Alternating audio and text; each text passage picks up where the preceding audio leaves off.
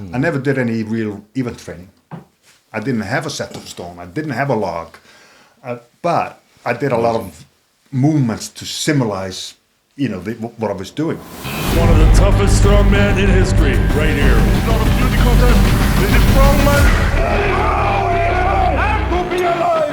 If you can't do that, and away we go.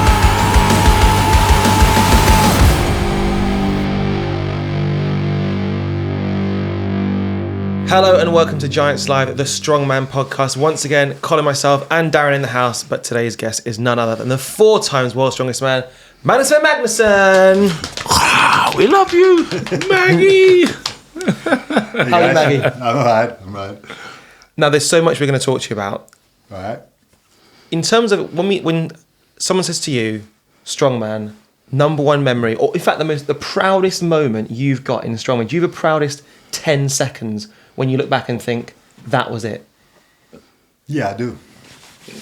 Can you share it? It's a secret. It was getting my second world's strongest man win over Manfred in the Stones. Just beating him with a friction of seconds. That's one of my proudest moments. Is that because it was so close? It was that close. It came down to 3 guys pretty much could win. It was me, Manfred, or Riku Kiri. So I needed to win the Stones, which I did. And actually, funny thing is, this was the first time I came with special parts that I made for my forearms. I have never used them before, and I used them there, and they worked. Were you the first guy to use those? I got it. Taylor used something before that. Well, now they all use them, I think, don't they? Just really. Yeah. I had these especially made out of, these big Wellingtons that you go with for fishing. Yeah. So I had that material. It's like all black inside. So I had it pulled off and glued together so there was black material both sides. So it would even stick to your skin. And Velcro on it. And it worked. Yeah. And when is your euphoria moment? Is it the moment you've won?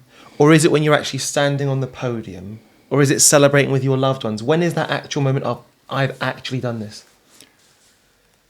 Immediately when I loaded that stone on, and I was ahead.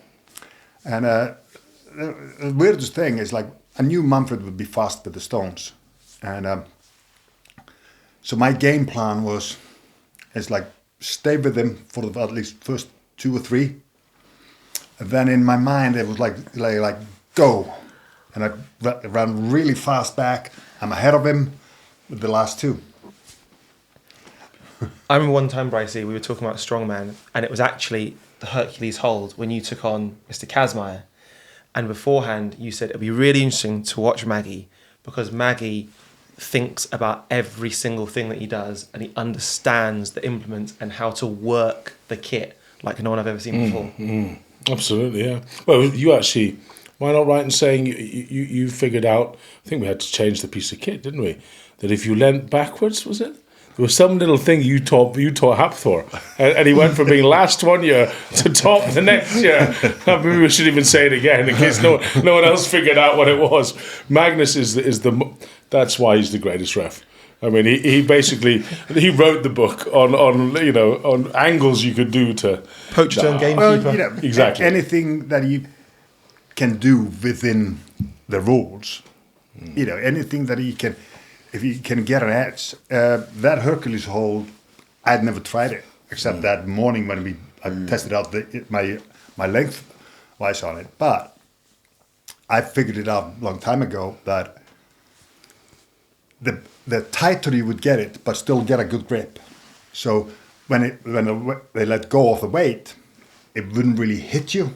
It was just like, and that's what I felt. It's like when they let go of it, I didn't really feel it until I felt it like pulling a little bit to one side. I'm like, okay, I got it. So I pulled it back. And another thing that I do, I'm going to tell Das this now, right? is that I try to kind of pull my shoulders back. So I'm actually pulling it a little bit to pulling it in. I mean, the less it leans out, Yeah. the less weight you've got. Simple as that. Yeah. If you shorten the distance between the handles.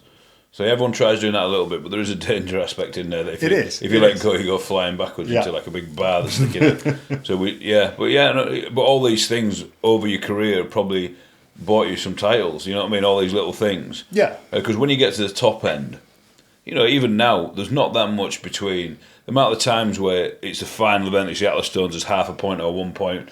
We see it with, you know, Tom and Brian and all these guys, and we saw it with Marius and Sredrunas a number of times. And one little thing that you do differently, which might be nothing to do with strength, if that got you 2 points, well, how many times do people win by 2 points? It's quite often, you know. I think you mastered that by getting everything out the tank and also using less energy, and then you got more energy for the next event. Yeah. I've kind of usually, you know, I hardly ever made a mistake except one time. And I never watched that show ever. What did you sabotage yourself by doing something? Yeah, Husafelt. This was the Husafelt stone in Iceland. I picked it up. I felt it was so light. I picked it up too high. I even got my hands together like that, and it was like I just felt so light. But when I started walking, I realized, okay, it's blocking my view. I don't know where I'm going, and it's really hard on my chest, on my breathing. So, you know, I tried to go, and the reason I kind of dropped it is because I was trying to let it slide down a little bit. And it went forward. Momentum. It dropped, You're in trouble, aren't you? Yeah. So, you know. That was the famous Icelandic Husafelt stone as well, which, you know, on the home, I know. In Iceland. Oh, my God. You know, the world. It's just that show, you know, taking nothing away from Ted Van den Parra that won it. I should have won it. I messed it up. Who do you think was your biggest rival in your career then? If you had to go right the way across your career, who was your nemesis? Well, there were a few. I would say I had a lot of fights with Badenhorst. I had a lot of fights with Manfred, Kiri as well.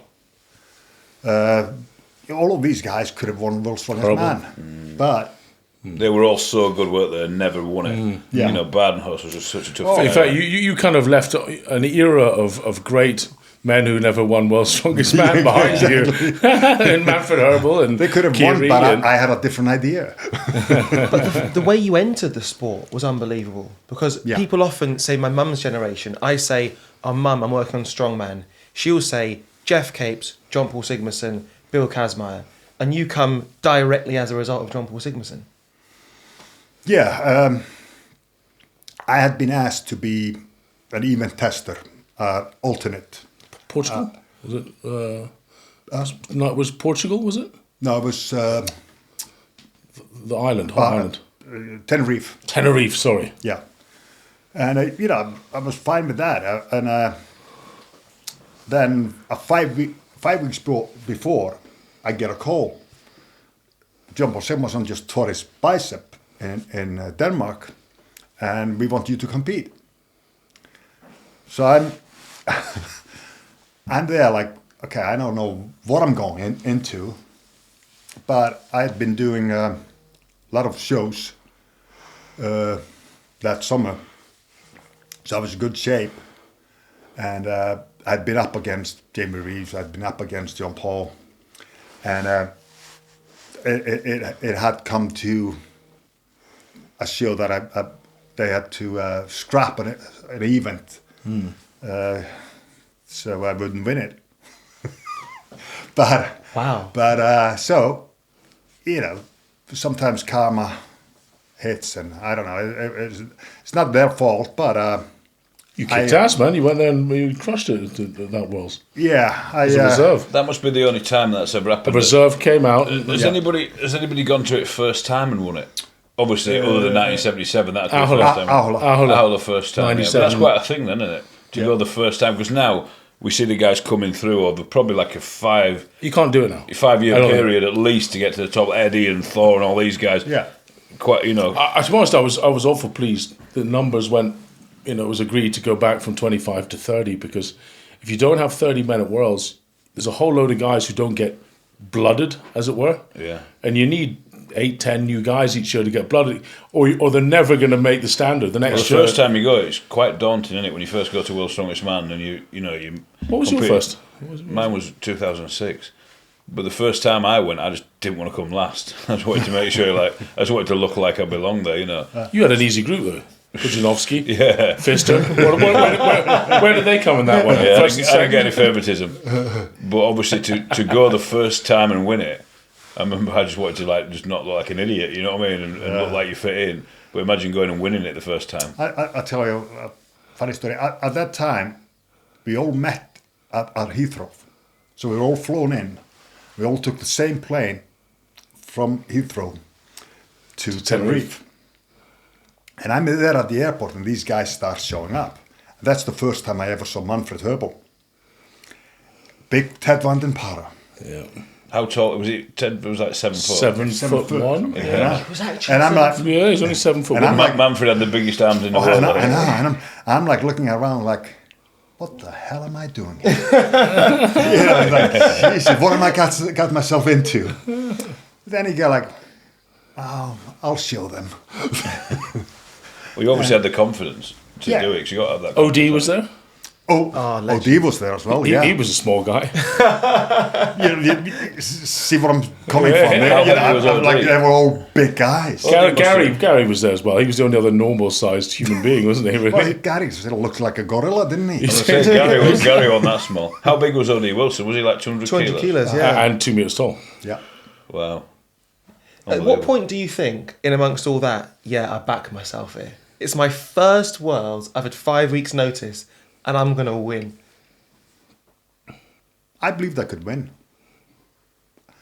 Were you I not- were you not a always bit believed shocked? that I could win. But were you like, as the show went on, did you like grow into it? You know what I mean? Did you like, wow, I'm doing well here? And Yeah, gain pretty confidence? much. I pretty much even won before the last event. Do you not think you see when people doing well, like in the final of Worlds? So if someone starts off doing well, they grow into it, and you can see the confidence is growing as they go. The king of comebacks was Sadrunas. He seemed to do badly at the start of the finals, then end up winning it. But most guys got a good start. But I think one thing that you have in common with Big Z is when you're in the lead, it just seems unassailable. It always seemed as though Maggie's going to win again, Z's going to win again. Marius had that as well. Very hard to catch someone like that. He's just desperate to win every event. Demoralising. Marius was a little bit like you, I thought, in the way that he looked at events. If you were doing loading against Marius, you just pick it up a little bit different to everyone else, and how he arranged himself and how he went to an implement. I always just think, wow, like that little bit that he did different. He could think fast, couldn't he, Marius? Yeah, he could.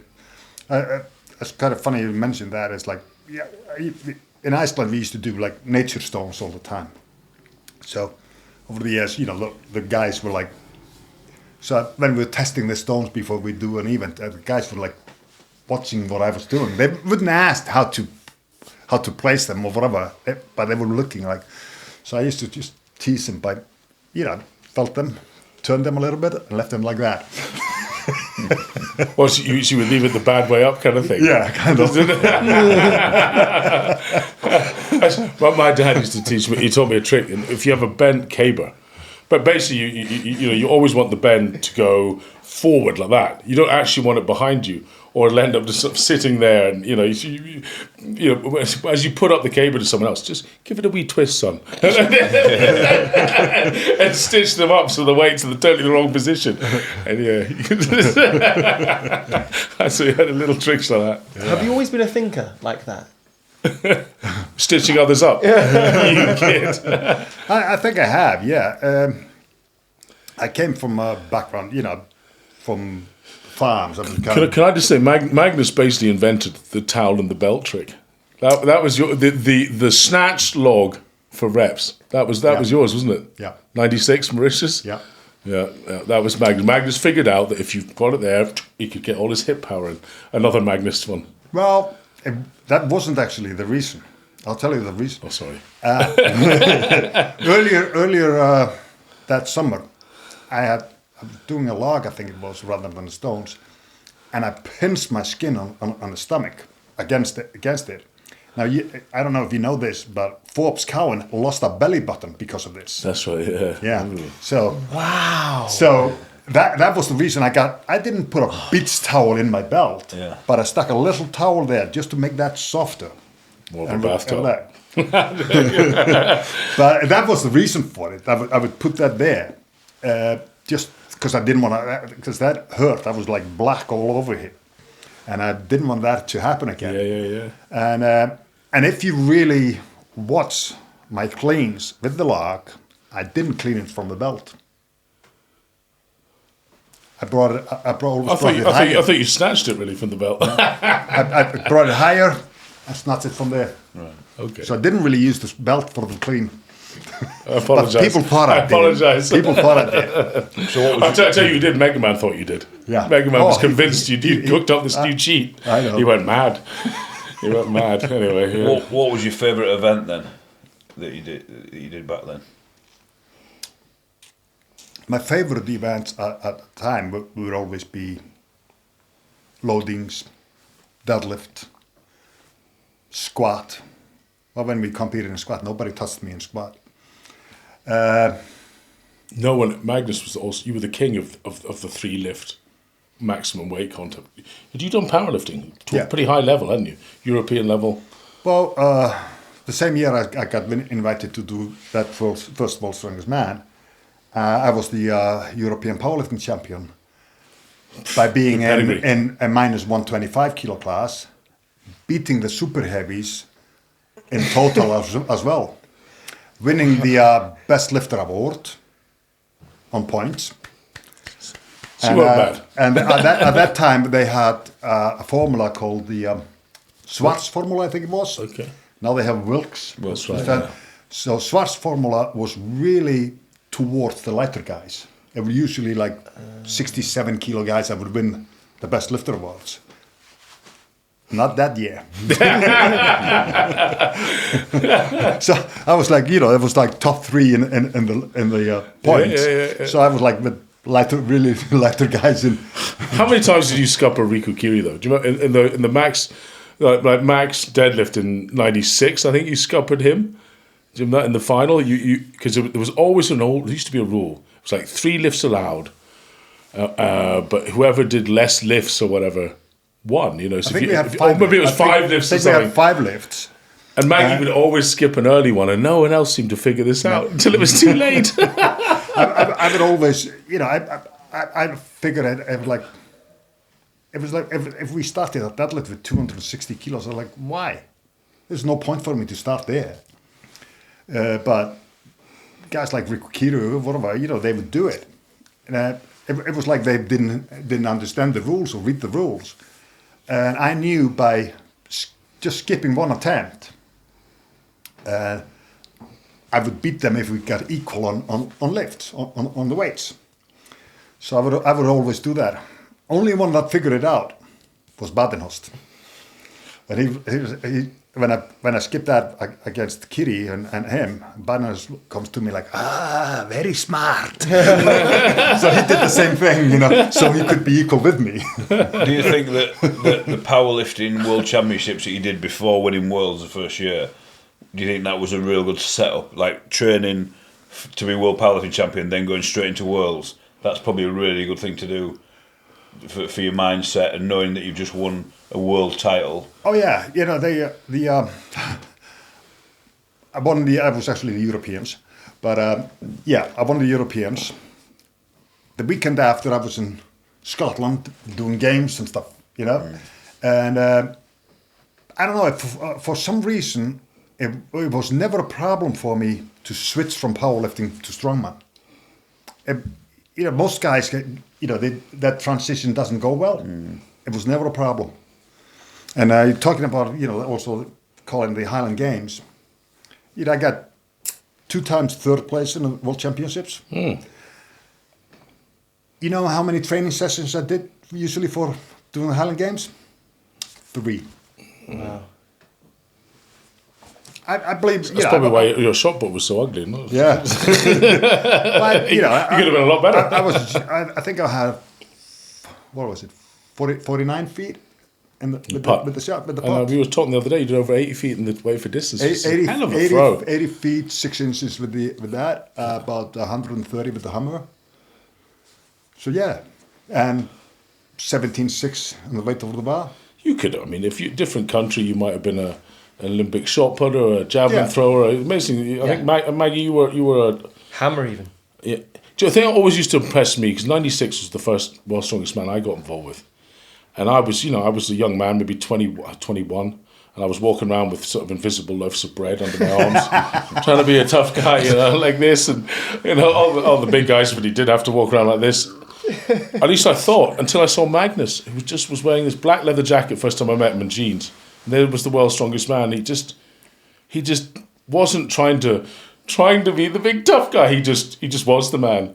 And it was funny, really. I remember thinking, God, he's just really well put together. In fact, the worst thing ever is being this shape, because you've just lost all your flexibility and all you're sort of muscle bound. But when you've been around the World's Strongest Man guys, and then you see someone doing that, you think, oh no, please. You see these guys that are genuinely giants and can perform. Thinking, why are you doing that? There's no need. And when the whistle goes, all that doesn't matter, does it? You know what I mean? It's all about performance. How you walked in is irrelevant. You walk out with your tail between your legs if you can't lift the stuff. Yeah. But you'd see that quite a lot. You'd see someone with such confidence, and you think, where's this confidence coming from? Where's the unassuming guy that knows he's already won it? When it comes to preparation, say the gym, what was your attitude? We were talking about Andy Bolton not lifting heavy right before a competition. We spoke about Bill Casimir doing the opposite and possibly leaving some of his best lifts or effort in the gym. With yourself, how did you approach it? Pretty much the same way as I approached the powerlifting. I would never go for max out. I would never fail a lift in the gym. Never fail. Okay. I would always leave a little bit behind, and I tell this to people that I have helped with their training. Is it doesn't matter what you lift in the gym if you're competing. That matters what you lift in a competition. And by doing this, I believe, you push yourself hard. You do all the sets, you do all the reps or whatever you need to do, but always walk out and knowing I could have done a little bit more. I could have had an extra 5 kilos on there, whatever, right? By doing it this way, I could come back faster and train again. I would recover faster, and I wouldn't get all sore and getting those injuries all the time. Because you just if you're always hitting, going for max every training session or whatever, you're bound to get injured. Everything starts getting sore. Everything, So yeah, that was my philosophy, and I kept to it. And I kept I was fresh. I was explosive. Surely for your ego, by doing that, yeah. For your ego, you'd have at least 3 or 4 guys helping you lift the bar and bench. Doing your max for 9 reps. I just believe that then coming into the contest, it was like if there was a forward hold, let's say with 25 kilos, I would train with 20 kilos. The reason is to get my body used to holding longer. Okay. So like your training split, because it amazes me when you speak to people how different everything is. So like, let's say in a week, would you deadlift every week, squat every week? How many events would you do in a week for strongman? How did it roughly go when you were at your best? Okay. I never did any real event training. I didn't have a set of stone. I didn't have a log. But I did a lot of movements to symbolize, what I was doing. I would do heavy, dumbbells to symbolize to just holding the log. Then later I made that John Paul bar. I trained on that for the log lift, so I could have the handles like that. Yeah. My training would be usually Mondays. I was back. it would be something like power cleans, high pulls, stiff leg deadlifts. Just a lot of volume and things. I would start with power cleans and do a lot of sets of that, and just keep adding to the bar until I do the high pulls like it's like the Olympic lifters do, and finally end with some kind of a deadlift. So, when I would get to the deadlift in training, I would already be a bit tired.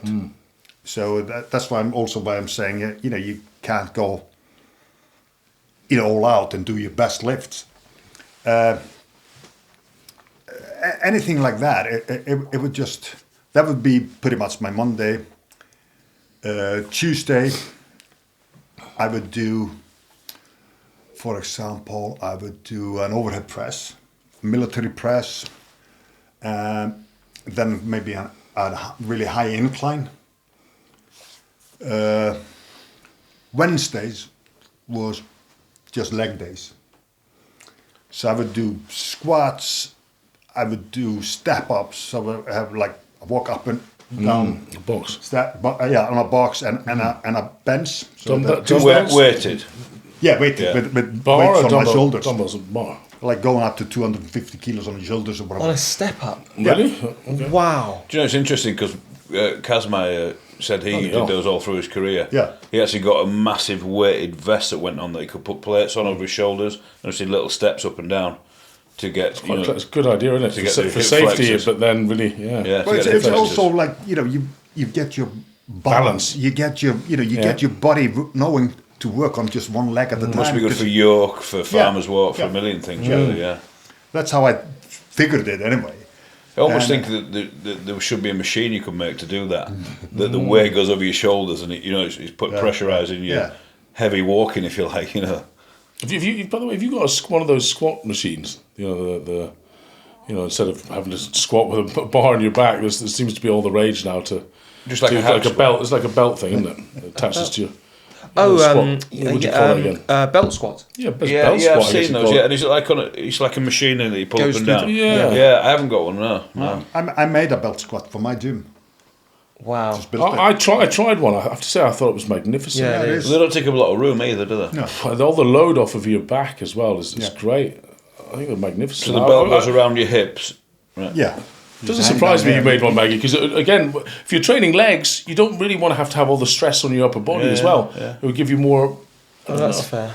So keep on going with that. Sorry, yeah. I would go leg press for like 1 minute at a time.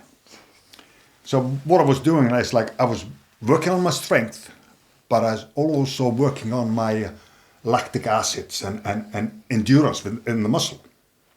So, doing leg press is not like really fast or anything, just like keeping it there for like 1 minute at a time, which was 25 to 30 reps. And then I would basically kill it off with the leg raises. Okay. Really? Same thing. And I believe... How's the knees now? Well, Next question. well, Here's a question. later years, the knees got hurt. Genuine question. What would you change to that training now to avoid, to keep sort of for longevity and keeping your because you obviously have had one knee replacement. I got two. Two. You've had both now. Yeah. How a are few they? weeks Good. Can you squat? Yeah. Stuff like that? You can really. Wow. And it's a lot, isn't it? Well, you're squatting. Decent I weight can then? squat. I can do pretty much most things. I'm not supposed to run. And anything, like these That's side no things. big loss, though, is it? No, No high-speed skating. no, exactly. It's like these side things, but no, it's actually important to get the muscles strong around this. Yes. And I can do pretty much everything. Like it is, I got to a point that this is all because of you tear the what do you call it? Patella, ACL, MCL, PCL. The meniscus. Meniscus. The meniscus goes. right? And the meniscus is between the cartilage, and supposed to support it and give that. When that breaks, you'll start grinding the cartilage to cartilage. You can get away with that a couple of years. For a while, yeah. And then you go through the cartilage and you start grinding bone to bone. And that's where the problem starts. But no, I don't know where it actually happens or whatever. I used to run with a lot of weights on my shoulders or something like that. And at some point, I guess I hurt that. I never had it really removed. I just kept on going. But no, I wouldn't change it. I believe that my training was right. It worked at that time. You won a few titles in the end, didn't you? Yeah, exactly. So, yeah. So, that was pretty much. Usually after my leg days, the dressing room was on second floor. That was in John Paul's gym. Wow. Gym 80. And I would usually have to hold the rails to walk up those steps to get to shower.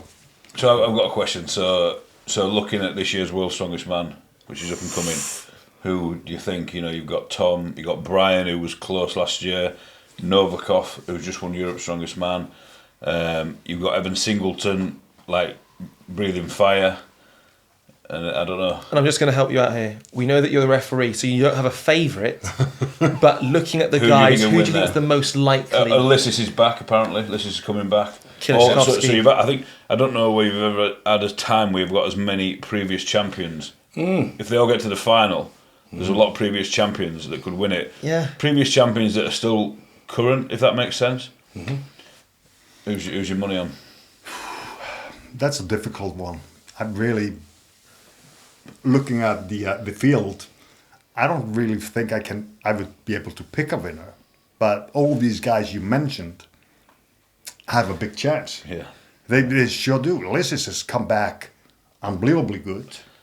I think it's going to be an awesome final. This is impressive. Look, everyone watching this at home is thinking, we want to hear a name. Should we just call a name? It's a roll of the dice. I mean, I'll stick my neck out there and I'll say the big question mark for me is Kilishkovsky. I don't know what shape he's in.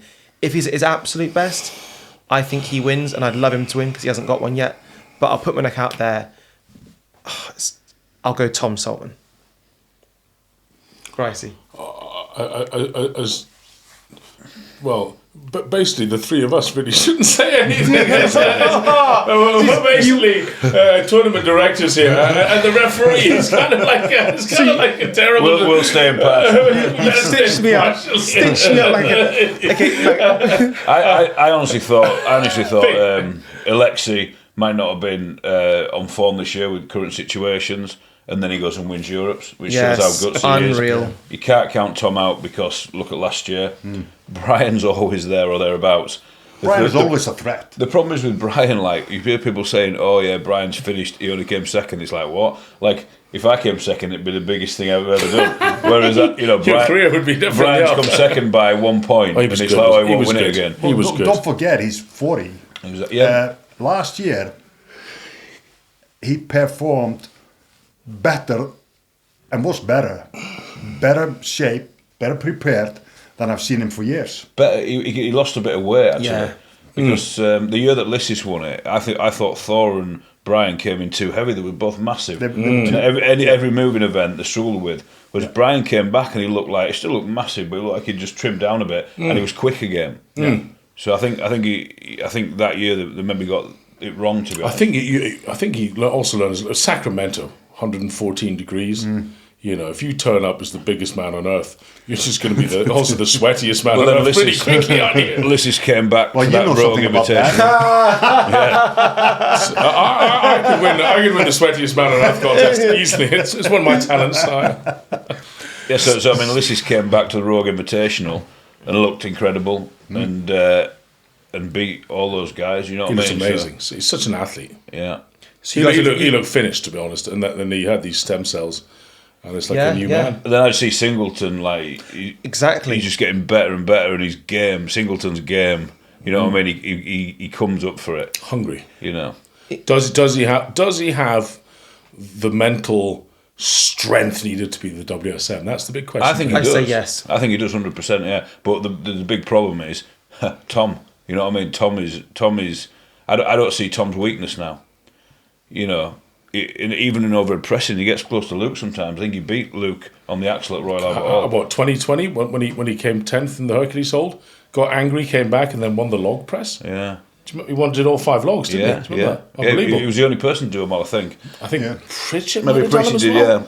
But like, you know, he doesn't have many bad events, so No, it doesn't. it's going to be unbelievable final.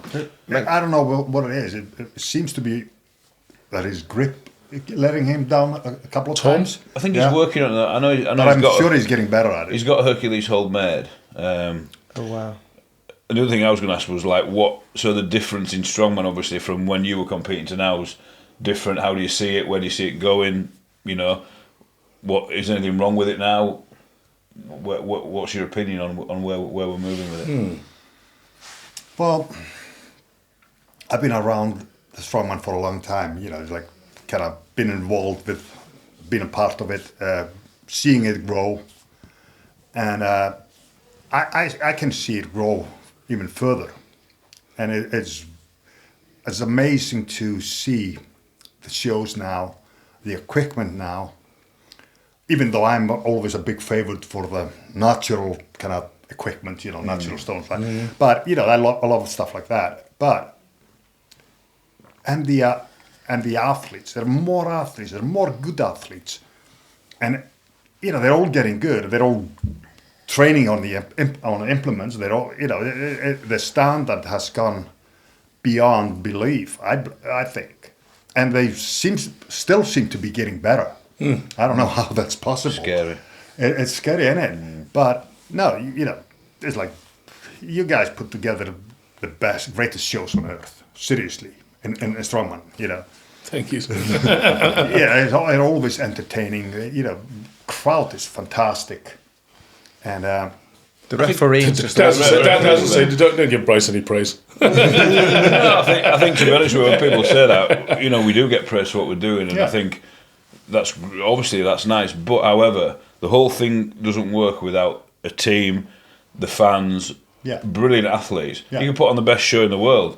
If the athletes aren't any good and they don't turn up, it doesn't make any difference. So I think it's everybody that's creating this. That's a massive, including the fans. I mean, it's everyone. Everybody, and also the same each time, again and again. You know, it's great that you keep coming back and helping do a You can't sit there referee. and go, yeah, we're doing a brilliant job. No, everyone's doing a great job. It just builds. You know. By the way, part of this podcast, the reason hopefully you'll enjoy it is because you get to ask questions as well. Some of you have done just that. And Daz, have you got someone on your phone? Yeah, I can get those out. While Daz gets us out, I just have one question, and it's about your name. So I love the Icelandic culture of being the son of your father, being your what we call your family name. right. What's the situation with yourself? Because I've never heard of somebody who has the same forename. So Magnússon, your father's Magnus. Yeah. So with yourself, your son would be Magnússon as well. Yes. Does that normally is that unusual? No, that's how it is. But the Magnús Ver Magnússon. Well, there are people that use a family name, but it's more common over there. You'll use your first name of the father. Yes. So it's also if I got daughters, so they are Magnús daughters. Yes. Dotter. Yeah, Dotter. amazing. Yeah. So I don't know. But you're Magnús Ver. Is it Magnús Ver son? No. No, it's Ver a middle name. Where is a middle name? Oh, sorry. My father was named Magnús Ver Ólafsson.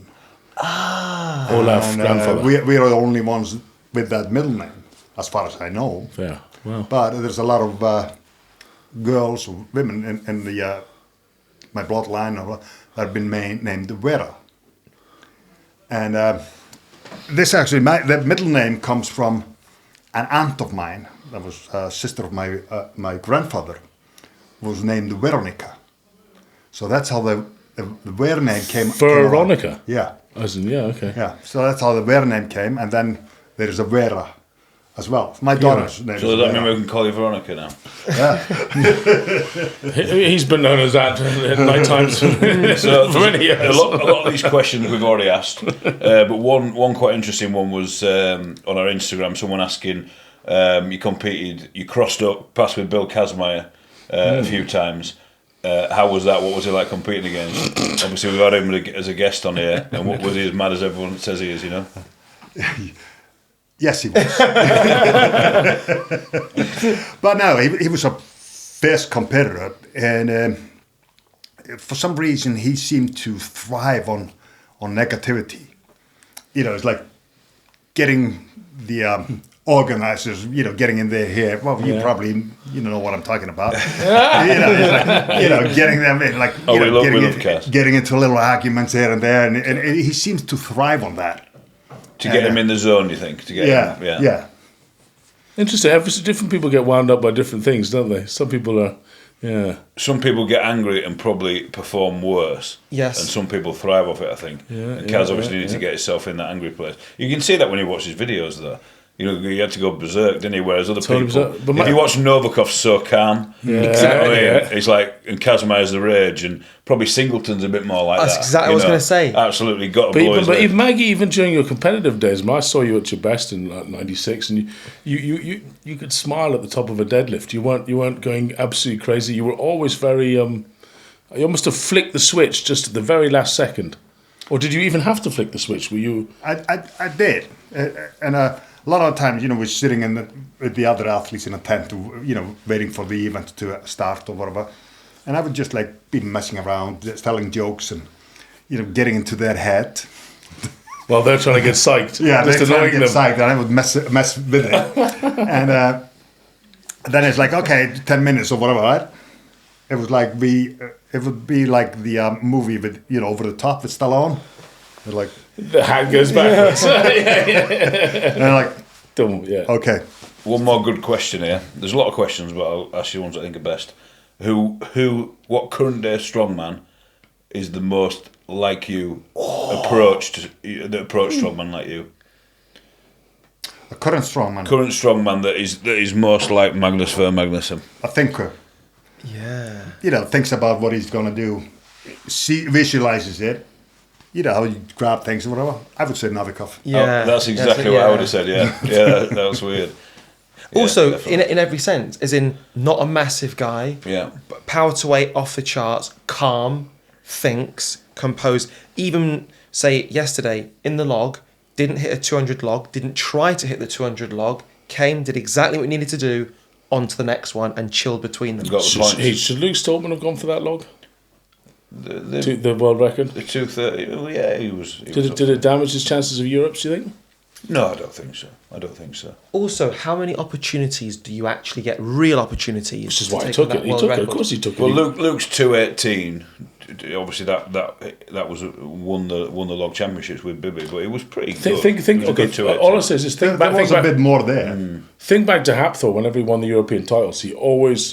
He did some big deadlifts when he had deadlift, but he always stopped early, didn't he? Yeah. To make sure he'd win the European Possibly. title. I just wonder whether it was the right move. But it's a difficult thing to do that, and it's saying, Yeah, hindsight's a wonderful thing. you're all in, and then I'm not going to be too strong today. I'm going to leave that. You know what I mean? I think he wanted to do that log, and it was good. It was great for the audience.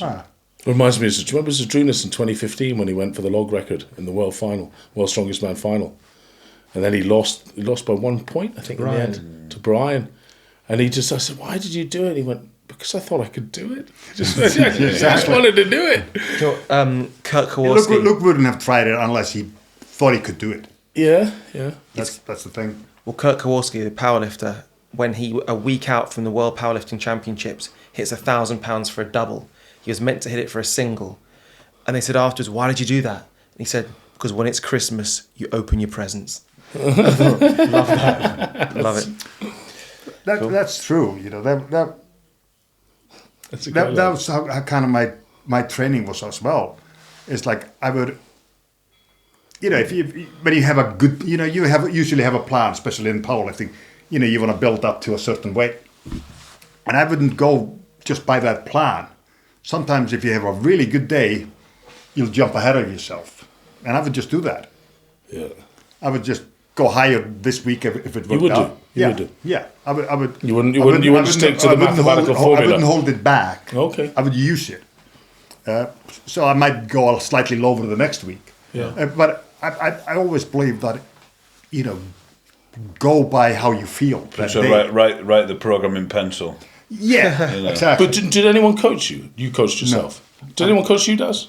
You coached yourself? No, I had a lot of good sort of mentors and stuff. But early on, yeah. Probably took a little bit of what all the good people around me did and made my own way, Seems to be quite a lot of coaches now who seem, which probably is a good thing. Obviously, it's a good thing if you got a good one. I think that it's a good thing. I think there's some of them that maybe aren't too experienced, and there's some that are. I think you've got to be careful.